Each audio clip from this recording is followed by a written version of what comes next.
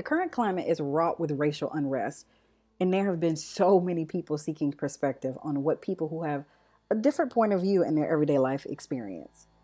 People are trying to understand each other. Well, some people. This show offers a look at that same perspective through the story of two different women. Kerry Washington and Reese Witherspoon play Mia Warren and Elena Richardson in Little Fires Everywhere. I absolutely love this show.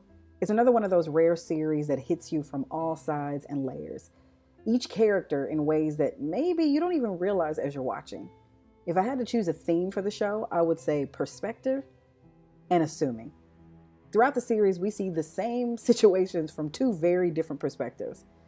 The story of two women, Mia and Elena, was first delivered in the book by Celeste Nyang. The novel takes place in the author's hometown of Shaker Heights, Ohio. The author, who's originally from Pittsburgh, Pennsylvania, moved to the suburban Ohio area at a very young age. This show focuses on the stories of two women, Mia Warren and Elena Richardson, and how the lives of these two complete strangers become intertwined due to their children. Mia is a traveling artist and a single mother who moves from town to town with her now teenage daughter, getting inspiration for shows and the pieces that she works on. Elena Richardson is the embodiment of what we would now call a Karen. Does so in a great way of being subtle, but shows us the differences between the women's experience based on their privilege or lack thereof. While both of their lives are so different, we find as the series progresses so many similarities between the women. A big theme of the show is perception and the difference between the haves and the have-nots. Watching this show in this current racial climate was so interesting because it's a lesson in everyday racism and microaggression. Time after time, we see Elena and others making little comments and taking actions that perpetuate the stereotypes they have for people of color and those who are not as privileged as they. The series also mirrors the perspectives and experiences of Mia and Elena, also showing each character in similar situations, but with very different outcomes. One of the first scenes in the show includes Mia and her daughter Pearl arriving into Elena's town, sleeping in their car after traveling overnight.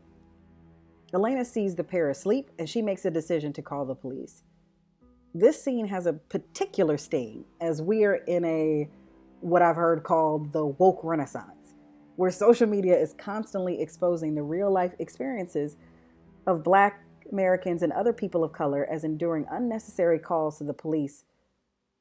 The term Karen has even been born and has latched itself to our everyday lexicon as a way to identify the type of person, usually a woman, who makes other people's business their own, even when doing everyday things like walking, jogging, or shopping. The show pulls full circle showing Elena out traveling, and when she falls asleep in her car, a police officer comes to her, but not to admonish her or first force her to move on, but instead to do a wellness check and let her know that she may want to move along for her safety, as she is in a bad, aka Black, neighborhood. There are so many examples of these mirrored experiences between the women that is summed up beautifully in a quote by Kerry Washington, playing Mia Warren. Alone in the cold in front of a fire station. You didn't make good choices. You had good choices. Options that being rich and white and entitled gave you. Again, that's the difference between you and me. I would never make this about race. Elena, you made this about race when you stood out there in the street and begged me to be your maid. While the women are a framework and a reflection of subtle racism and wealth gap disparities in our culture, the children are like a bomb ready to explode. Elena is the socialite queen bee of the neighborhood. She views herself as a gatekeeper into the suburban fantasy life and prides herself on a home and family that she and her husband have cultivated. Elena is a mother of 4. Trip, who is shown as a typical vapid jock and a privileged rich boy who cares more about parties and runs on the field than anything else. Lexi, who is becoming a carbon copy of her mother Elena and whose desire and pressure to be perfect may make her or break her. Moody is the brooding smart guy who just can't seem to get out of the friend zone with the new girl of his dreams. And Izzy. Izzy is the rebel and self-proclaimed black sheep of the family, who finds herself in more ways than one during the show. On the flip side, Mia is the mother of one, Pearl, the smart beauty who tries to navigate herself and her place in a shiny new world that is so different from her own. While the mothers are the frame and set the tone of the show, the children are what moves the storylines along. They are the catalyst of everything in the show and expose how ideas and pain can travel from one generation to the next. Not only do we see these two stories of these two mothers layered, but we also see an introduction to a different type of story. The story of BB and reproclaiming her biological child that she gave up for health and for socioeconomic reasons. This brings the families together really at a head, as the court case really starts to divide where these two parties and where these two women lie ideologically. Watching the storylines of these children is like watching cycles repeat themselves and waiting for the new generation to break those curses that sometimes plague us all. Trip goes on a journey of discovering that he's not just a mass of hormones and instincts. He can connect with someone else on a deeper level. Even though he has started off as the typical horny teenager, he too can develop layers and complexities as long as he is willing to be honest with himself and the others around him. Moody goes on a long journey in the opposite direction. He learns a lesson about friendship and boundaries and facing his own flaws after always being a sounding board for others, recognizing that his ability to fulfill the nice guy trope doesn't guarantee a win in his column. Lexi is something else. I actually found myself irritated every moment that she was on screen.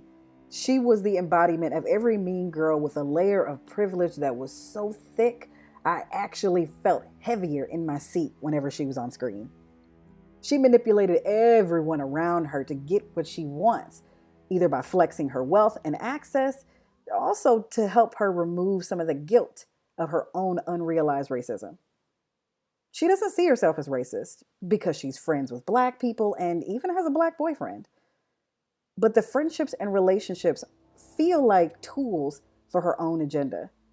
She uses the black people around her for her personal gain or for entrance into rare groups. It's trendy to be around black culture. And by her proximity, therefore, so is she. She literally gentrified the oppression of another person and used it to advance herself. And very much like her mother, is unable to see how problematic she is. But she goes on a full journey to really realize that pressure is doing to her and really where that seat of privilege puts her. You think Izzy's the fuck up in this family, but she's not. I am. I used Pearl. I stole her story to get into Yale. I wrote her name down at the clinic. Mom, I got pregnant. I got the abortion, not her. And I mean, I tried. I really tried to tell you everything. There's all this pressure to be all of these things, to be fucking perfect, but I'm not. I'm not fucking perfect! Yes, you are! No, I'm not! In a conversation later on in the series that she has with her boyfriend, who really kind of nails home that she may have some things that she needs to work out in herself. That her using other people to her advantage can be akin to racism, even if she doesn't see it on the surface. Izzy is on a journey as well. A journey for her, she feels that stigma of not fitting into the picture-perfect persona that her mother is so pressed to be present in public. Her sister is so happy to wear it like a mask, and her brothers and father are passively just trying to tolerate. Izzy is the individual, the weird girl trope, at least at first. But she too learns a lesson in self-actualization. Izzy understands that she is different and doesn't fit inside the carbon copy box that her mother wants her to, and that her sister naturally gravitates towards. Her journey includes finding a place on the spectrum of sexuality and allows us as an audience to see a version of a coming out story and how interactions add to the experience of coming out, positive or negative. She is the unwanted child that has been discovering who she is and, more importantly, who the people around her really are. This journey solidifies with a fiery conversation with her mother, Elena, showing Izzy once and for all that she and everyone else had known her entire life. Only this time, said out loud, straight from the horse's mouth. What are you doing? She's fine. She's just upset, that's all. What does it matter with you? Get off of me! You need professional help! This infatuation with Mia, this crush... It's not a crush! That was April. She was my girlfriend for a fucking year! Mia was the one person who actually cared about me! I just wanted her to be my mom. A mom who actually loved me. A mom who was nothing like you. Do you think I wanted a daughter like you? I never wanted you in the first place! Mom! Again, this show gave me life. There was not one episode where I didn't walk away wanting to have an in-depth conversation about the themes of that episode. This show did a great job of finding depth in each character, but not allowing one hero or another. It was a lesson in the challenges that we all face and what one person's challenges are versus another. It's a lesson in perception and assumption that we are all built out of layers of energy and experiences. We are all flawed, and those flaws sometimes are bred from the worst parts of ourselves. And when faced with that, what do we do? The entire show is built around the opening scene of the Richardson house seen burning to the ground, and us discovering the mystery of who started the fire.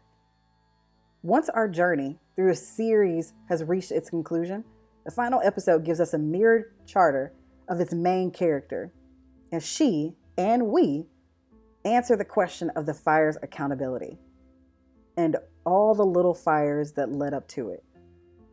The little fires that were essentially everywhere. Thank you for joining us on this breakdown of our experience watching this really groundbreaking show, Little Fires Everywhere. If you haven't been able to watch it, make sure you check it out, now streaming on Hulu. Keep checking back each week for more content as well. Let us know what's on your mind, and it may turn into a blog. Stop by our Patreon to become a member, support our content, and get some great exclusives. Here's some information on how you connect with us on social media. We're on Facebook, Instagram, online. You can email us topics and email some of our bloggers as well. We also do weekly and monthly shout outs to small businesses. So if you have one, go ahead and send us an email. We might be able to highlight you. Thank you again for stopping by MickeyKing.com.